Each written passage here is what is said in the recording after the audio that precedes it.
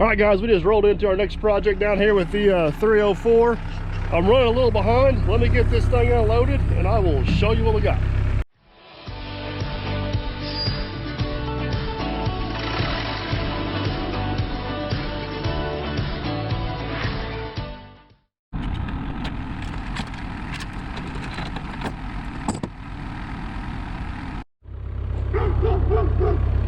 Hey, there's the dog that loves dirt. Perfect. Do you remember him up there? See him up there? Good morning, buddy. Missed you too. All right, guys, here's what's going on today. We got the new house back there. Some of you guys may recognize this job. And right there is the electrical pedestal. And we got to dig from there to here. REC, the local, or Southern Indiana Power, the local utilities provider, they're going to come from that pole right there. They're going to set a pole there, put a guide wire there. Transformer will be on the pole, and then we'll go underground and head up here. They'll be here in just a minute, so I'm going to get digging and I'll explain to you the process as we're digging.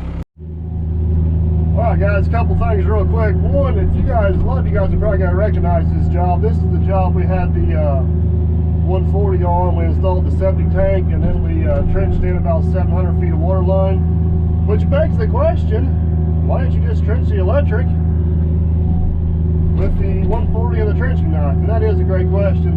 The main reason why is Southern Indiana Power and myself, we could not get our schedules to cross. I had full intentions of leaving the 140 here, but got called out on that little creek job, and it was too good money to pass up. So basically I hauled the 140 out, knowing that I could haul the 304 back in if I need to finish up the job. Obviously this isn't as fast, it's a lot more economical to move in for a small job like this. So the reason why we are not doing this with the 140 and the trenching bucket, because it was already here, is because, well, timing and logistics. I ended up taking the 140, instead of hauling it back into here for this little trench, I basically just hauled it into the next job where it's gonna go. And we hold the 304 in to do this. It'll work, we'll get by. It's just gonna take us a little bit longer. So here's basically the process of how these installs work out here in the county for us. We are very, very, very fortunate. We have a company called Southern Indiana Power. Used to be REC. It's a rural electric cooperative, which basically means it's owned by the members. And they are, oh, I hate this bucket. Hold on. Gosh, dang it stuff.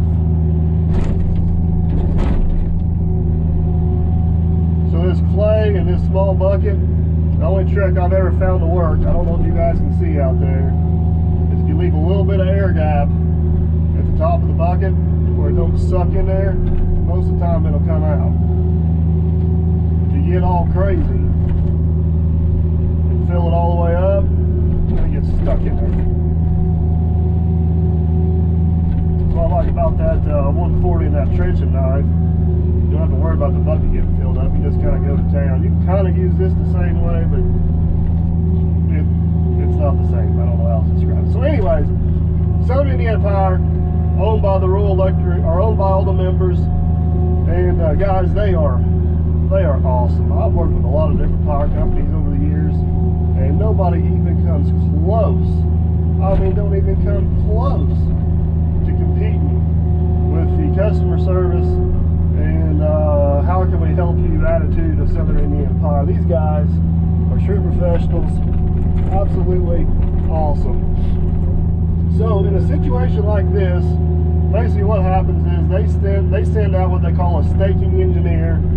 He assesses what it's going to need as far as pole, transformer, wire length, so on and so forth. He figures out what all that cost is, and then if it's going to be your permanent residence, if somebody's going to live here, they basically give you what they call a $2,500 credit. So on this job here, I think after the credit, the homeowner only ended up paying like $700 or $800 out of pocket to get this electric installed. The only exception to that is we have to do the trenching. They don't own any equipment, so she's got to pay whatever that difference is, after the 2,500, and then she's got to pay me to come out here and dig the trench. Now once I got the trench done, they will come in, they will set the pole, they will set the transformer, they will provide all the wire, they will put all the wire in the ditch, they will make the connection at the pole, obviously, and then they'll also make the connection in the meter base, install the meter, and everybody should be happy and good to go and have power and all that good jazz. Now I looked the other day just because I was curious. I've been on Southern Indiana Power for 12 years, and in the last 3.5, almost 4 years, they went to electronic meters. They call it a smart hub, where you can kind of track what you got. And in the last a little over 3 years, I've only been without power for 12 hours. And guys, I live in a rural area. I think that's absolutely outstanding. You will not find me complaining about being without power for 12 hours in 3 years in a rural setting. Now, we are susceptible if we ever get a major natural disaster or ice storm or tornado or something that comes through. You know, that's some stuff out of their control. But as far as the right-of-way maintenances and everything they do, preventive maintenance-wise, to keep the power on, is absolutely outstanding. Cannot say enough good things about them. And like I said, I've worked with some other ones. Duke Energy's okay. Vectron is absolute worst. Those guys are a flipping joke. I'll be embarrassed about the way they do business. That's just my opinion. But yeah, so anyways, back to this project. We got 180 foot of secondary trench. Secondary basically means it's stepped down after the transformer. So it's got to be 32 inches deep. So we'll dig this trench 32 inches deep. They'll run their wire in here. We'll come back and put about a foot of dirt over top of the wire, and then we'll come back and put red tape in, marker tape, and then we'll come back and fill it in the rest of the way. So that's basically the gist of what's going to go down this morning. So hopefully that makes sense to you guys. They're going to be here shortly, so I'm going to kind of hammer down dig here a little bit. If they show up, we'll try to get some video of them setting the pole and the transformer and all that good jazz. So hammer down time. Here we go.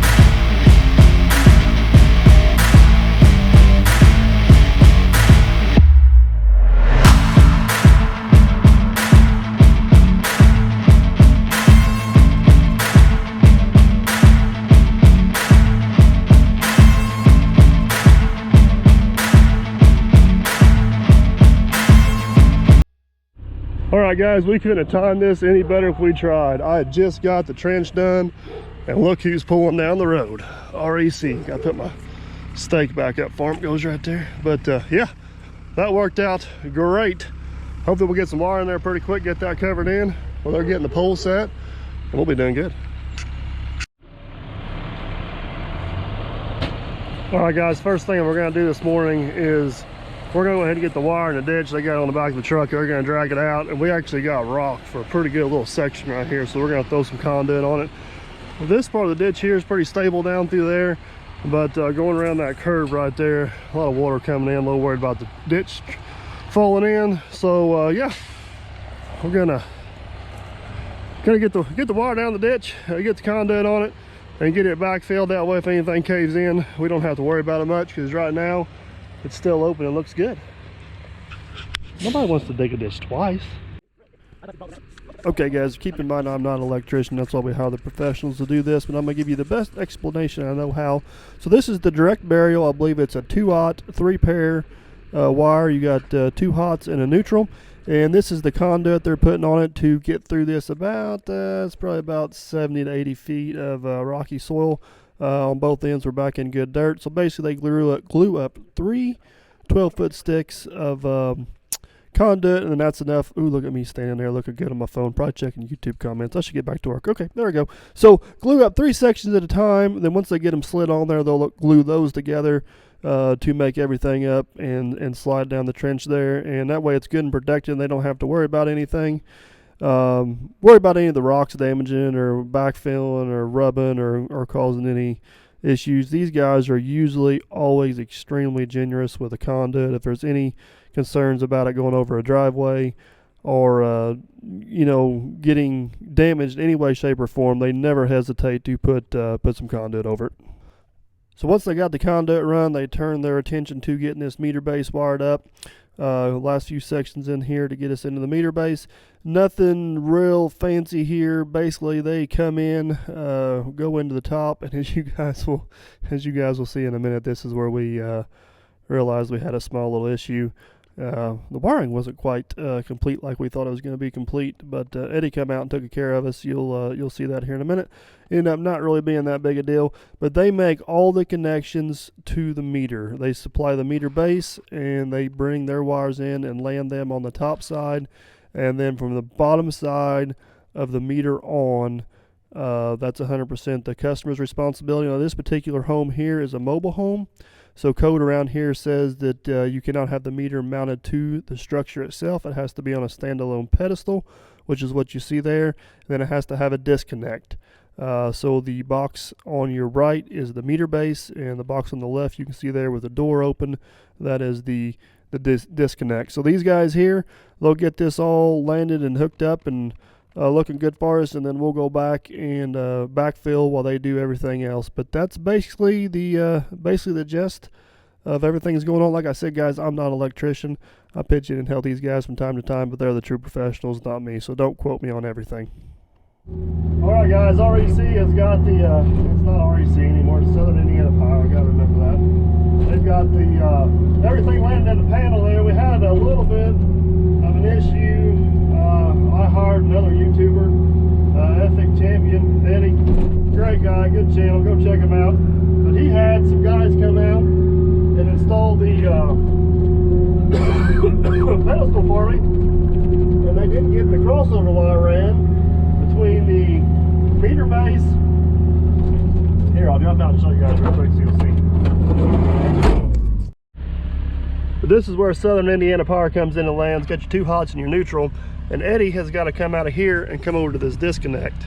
And so basically he'll come out of this disconnect and he'll come into the top, and then the load will go into the bottom. So he needs to get that landed, and then this needs to be landed going to the home. So he's on his way out. He's going to take care of us. He's not going to leave us hanging on that. But in the meantime, we're going to go back to backfilling. Here, let me hop back in here and I'll show you what we're doing. Alright, so basically what I'm going to do is I'm going to go down through here, straddle this ditch, and basically put about a foot of dirt on top of that wire. And then we'll come back and put all the red tape in. We'll backfill the rest of the way. Whoop, hang on, door's open. We'll backfill it the rest of the way, and then while they're down there, they got to frame that pole and set the pole, and then they got to run that overhead wire. So let me go down through here, get this all sorted out. Definitely don't want to get too deep, get into that brand new wire. That's not a good way to make friends. So, oh yeah. Moving on, folks, moving on. All right, guys, there's the trench partially backfilled. I'll come back in and put tape in there, but they are getting ready to drill the hole for the pole here.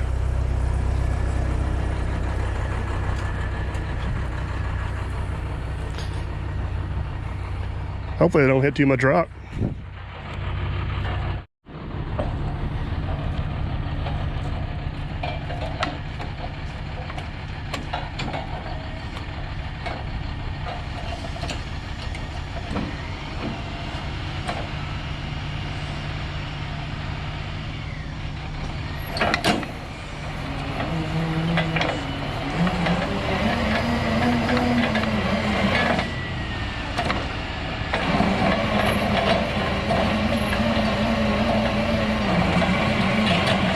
Oh yeah, she's gonna go through the rock.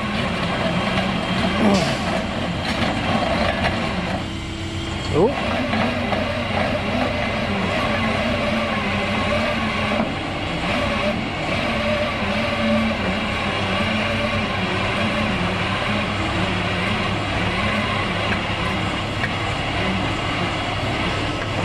I probably could have done it just as fast with a post toe digger, but I would have been out of breath, so this is definitely better.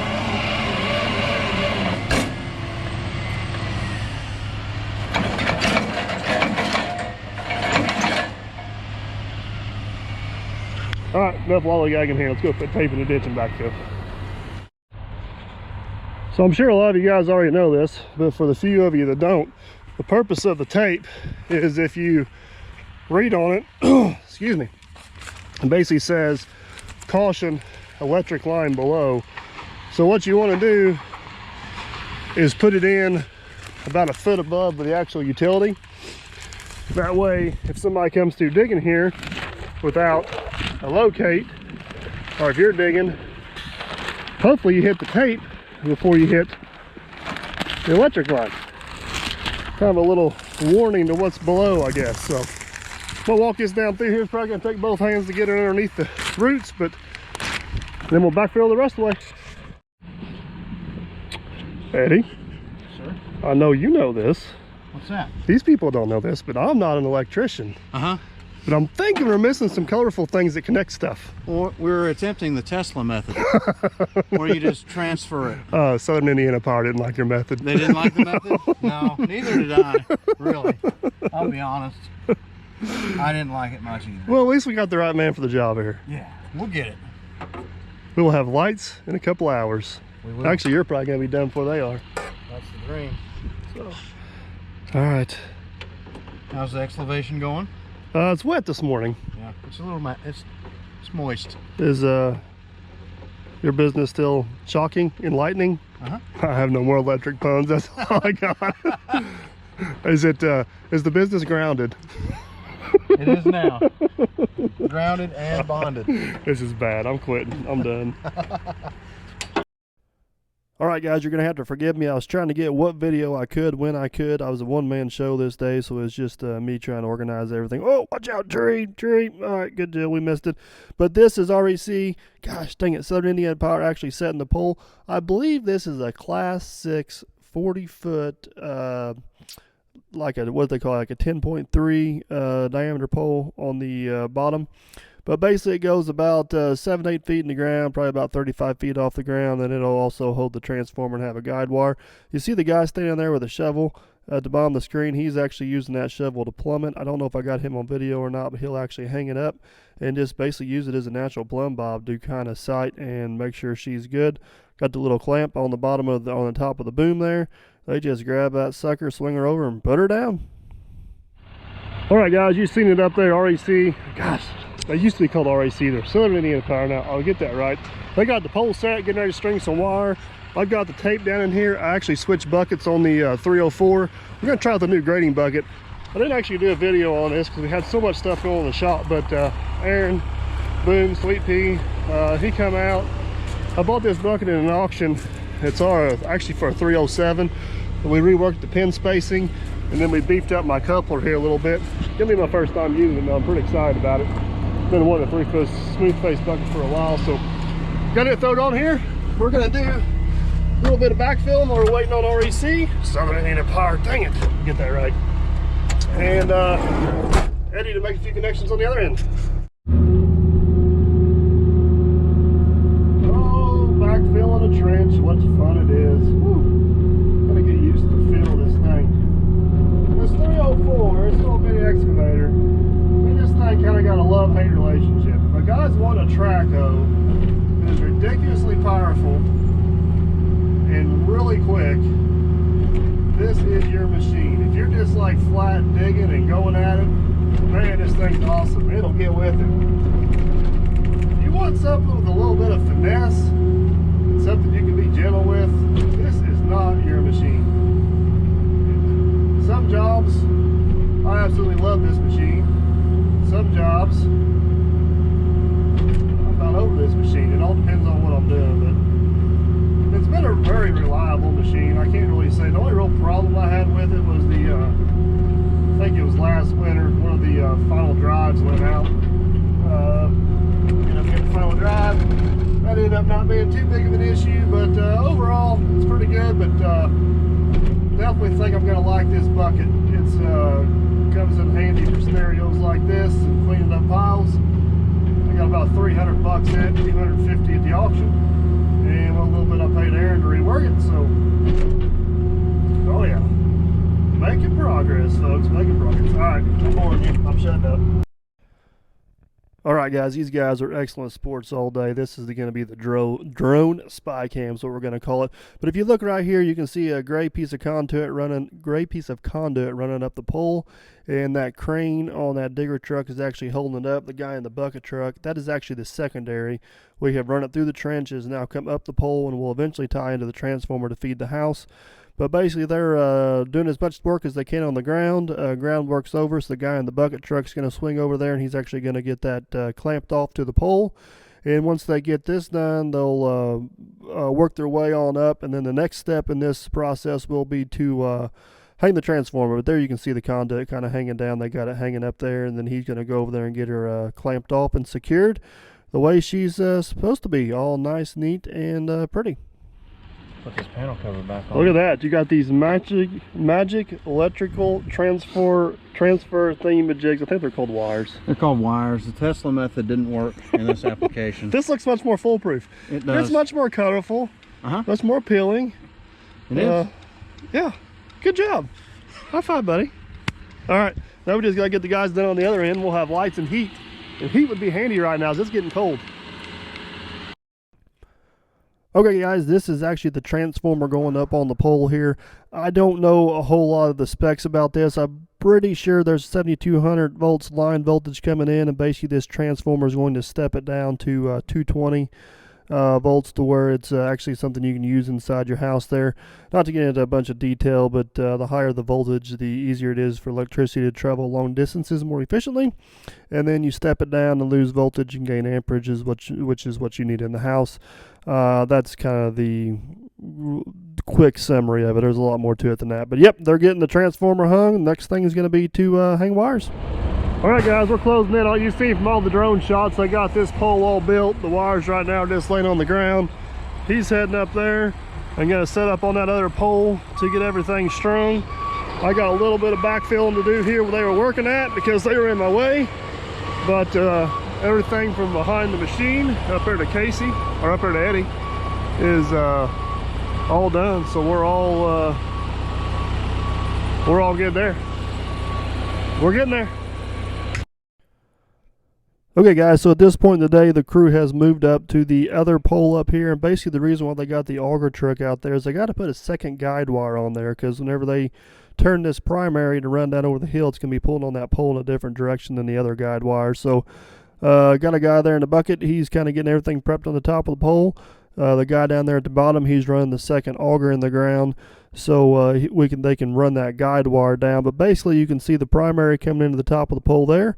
It's going to take a left-hand turn. You can already see the insulator hanging right there on the pole, and then it'll go down the hill towards that other pole, which I believe is just over 250 feet is what this span's going to be. So these guys are just kind of getting this pole prepped for all that, so they can get the wire hung off of it.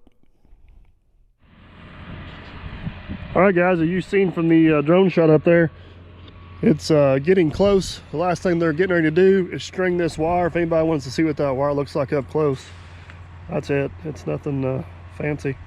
It almost looks like cable. I have no idea what it's made out of, but that's it. But yeah, they're getting close. Get those last few connections made, and by golly, we should have power. All right, guys, they're gonna go ahead and straighten this pole up. They got a little along there, got an anchor, and it actually clicks on down below, so that way whenever they get where they want, they can tie it off. But it was already leaning that way, so they're gonna straighten it up first, so whenever they tension the wire down through there, everything should be good to go. I'd appreciate the guys making it right. A lot of guys just would have hung the wire and kept on going, but oh yeah. Look at that. Looking good, boys. So how in the world does that fancy thing work? Wrap it around there, it's freeform. Really?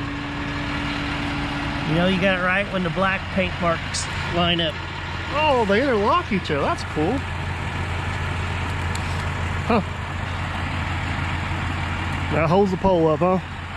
Rated for 10,000 pounds. So what was what'd you do before that? Cramp it? Or cable clamps? Before this, it used to be 3-bolt clamp. Gotcha. So what is the actual high voltage wire made out of? Aluminum with a steel strand. What's the steel strand for? Strength? And the aluminum's the conductor, basically? Yes. How many volts going in the transformer? 7,200. 7,200. Then the transformer drops it down to 220, right? Yep. 122. So you learned all kinds of new things today. You put that on there just so guys with excavators don't hit them? Yes. They only work about half the time, you know that, right? Yeah. I'm sure you'd rather hit this than that, though, I right? don't want kids riding bicycles when getting Something else that we need around.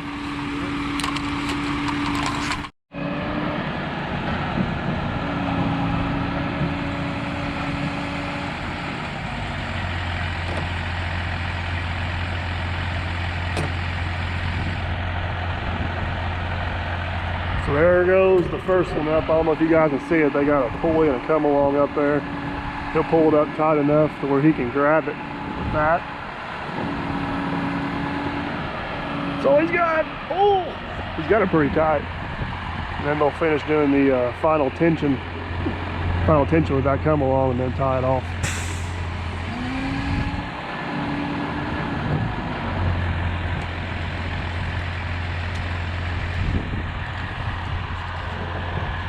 They're actually adjusting this other guide wire too to get that pole straightened up this way while we're in there, but so these guys have done this a time or two.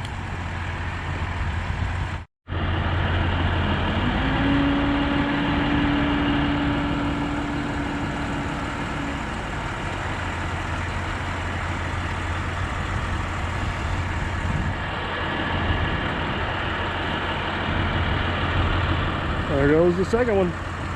So your top one's your hot wire, your bottom one's your ground, or your neutral. I guess it's your neutral, not actually your ground. But so we'll get those all set to the tension they want, hook them up, and we'll be good to go. If anybody's wondering, from this pole to that pole, it's 251 feet is what that span is down through there.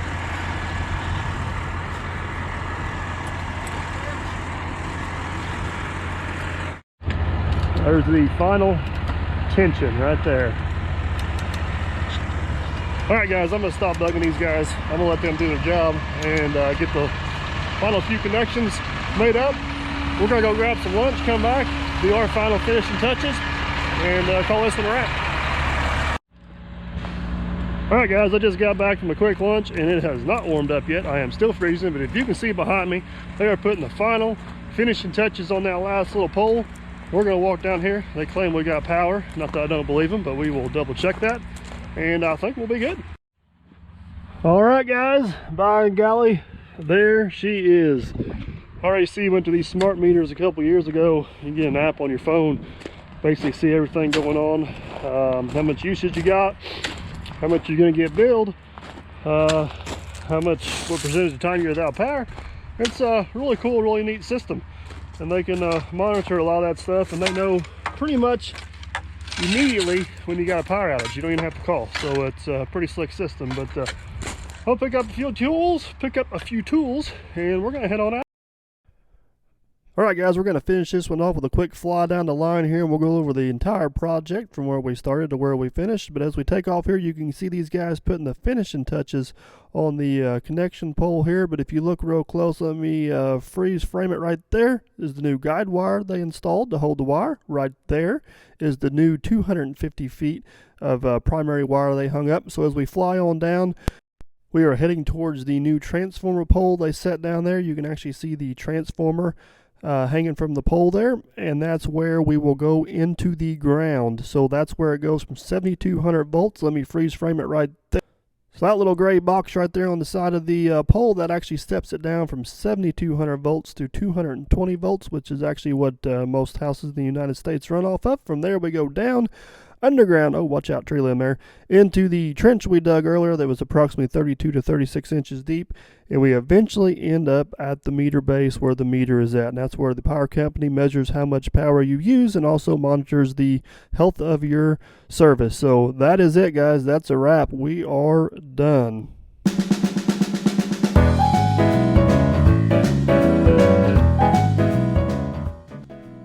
Alright guys, as I stated previously, I am not a lineman, I am not an electrician, so don't hold me to every spec that I said. I think I'm pretty close on everything. They were mostly just for references, so you guys could kind of have an idea of what's going on. Guys, I hope you enjoyed this video. Again, it was a little bit different one, a little bit, I guess it's along the excavating lines, but a little bit more about the power side of it and getting the service in. Guys, I appreciate you watching. Hope you enjoyed. Don't forget to like, subscribe, and comment, and as always guys, we will catch you on the next one.